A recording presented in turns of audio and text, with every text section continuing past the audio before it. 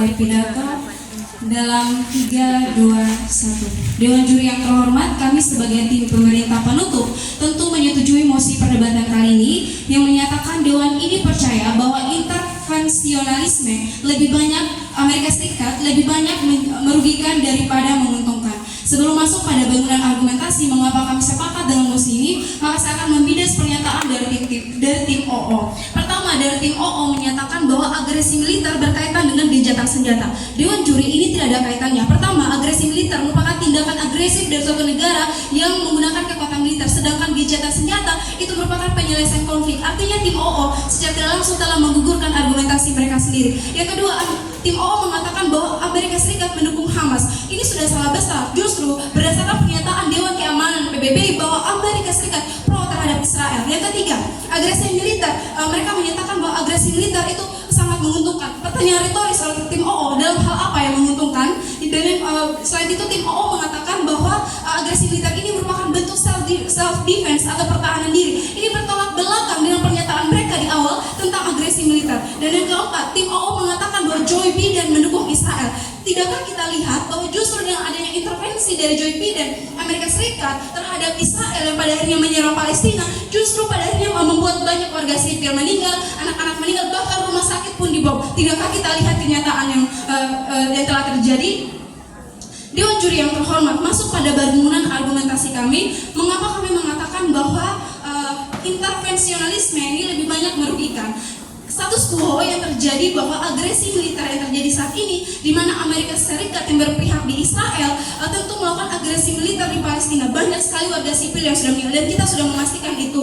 Dan yang kedua, status quo kita lihat dari perjalanan historis. Intervensi Amerika Serikat pada saat intervensi Amerika Serikat di Irak pada tahun 2003 menggunakan senjata pemusnah massal. Bukankah ini merupakan hal yang paling merugikan Dewan Juri yang terhormat? Dan yang kedua, Amerika Serikat melakukan intervensi di Jepang pada saat Perang Dunia Kedua menggunakan teknologi nuklir. Berdasarkan data dari Dewan Keamanan PBB bahwa teknologi nuklir merupakan jenis agresi militer yang sangat ekstrim karena pembunuhan secara massal. Mirisnya adalah intervensi militer Amerika Serikat jelas melanggar Konvensi Jenewa ke-4 karena Amerika Serikat dalam melakukan intervensi militer melakukan beberapa banyak jenis-jenis agresi militer.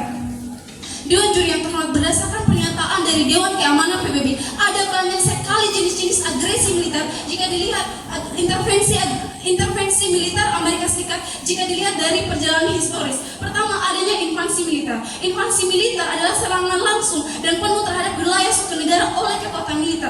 Dan invasi ini meliputi pasukan darat, laut dan juga udara. Yang kedua, adanya serangan udara. Dan juri yang terhormat, serangan udara ini melibatkan penggunaan kekuatan udara seperti pesawat tempur dan bom untuk menyerang target militer atau sipil di suatu wilayah yang jelas-jelas melanggar hukum humaniter internasional. Yang ketiga adalah agresi teritorial, bahwa pada saat ini mereka melakukan agresi teritorial di mana ketika mencoba untuk merebut atau mengendalikan wilayah dari negara lain melalui tindakan militer. Dan juga mereka melakukan serangan nuklir, dan ini merupakan serangan yang paling ekstrim karena berdampak pada kemanusiaan yang besar. Selain itu, intervensi militer dari Amerika Serikat ini juga menyebabkan embargo politik dan ekonomi, di mana dengan intervensi mereka, Israel yang merupakan notabene adalah teman dari Amerika Serikat, mereka melakukan embargo politik pembekuan ekonomi di Hamas di Palestina, dan juga embargo politik di mana tidak ada stabilitas ekonomi. Dewan Juri yang terhormat, kami menyadari sebagai tim pemerintah, kami tentu sangat menyesali apa yang dilakukan oleh Amerika Serikat ini. Oleh karena itu, kami tidak akan diam. Kami akan memberikan banyak solusi. Yang pertama, negosiasi diplomatik. Negosiasi diplomatik melalui mediasi oleh pihak ketiga atau organisasi internasional seperti PBB. Yang kedua, melakukan gencatan senjata atau kesepakatan damai dalam menyelesaikan konflik. Dan yang ketiga, penyelesaian hukum internasional, yaitu melalui Dewan Keamanan PBB dengan pengiriman pasukan perdamaian untuk menyelesaikan konflik. Dan berikut adalah revolusi Dewan Keamanan PBB. 6. Responsibilitas untuk melindungi. Yang ketujuh, sanksi ekonomi dan politik, di mana ini dapat diberlakukan oleh komunitas internasional untuk memaksa pihak-pihak yang terlibat untuk mengakhiri konflik dan mematuhi norma-norma hukum internasional. Dan yang kedelapan, rekonsiliasi dan pembunuhan pasca politik. Selain itu, perlu adanya membawa kasus ini di ICJ atau Mahkamah Internasional. Oleh karena itu, sebagai tim pemerintah penutup, pemerintah penutup dan kami akan memenangkan perdebatan